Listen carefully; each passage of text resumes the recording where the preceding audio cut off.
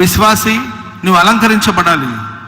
రాణి ఓఫీరు అపరంజితో అలంకరించుకొని రాజు యొక్క కుడి పార్శ్వమున నిలబడుతుందని వాక్యం సెలవిస్తుంది. మరి ఈరోజు నువ్వు ఆయన కుడి పార్శ్వమున నిలబడాలంటే నీ అంతరంగ స్వభావం ఎలా ఉంది?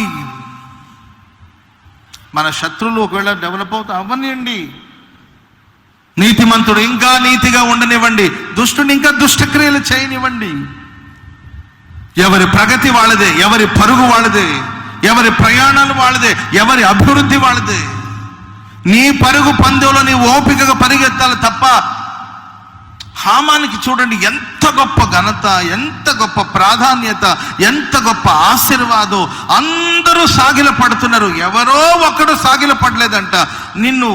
నీ ముందు 1000 మంది మోకాళ్ళు ఉంటున్నారు, ఈ 1000 మంది వైపు చూడట్లేదు. కానీ ఎవడో ఒక్కడు నీ ముందు మోకరించలేదని మనసులో ద్వేషాన్ని పెంచుకున్నారు.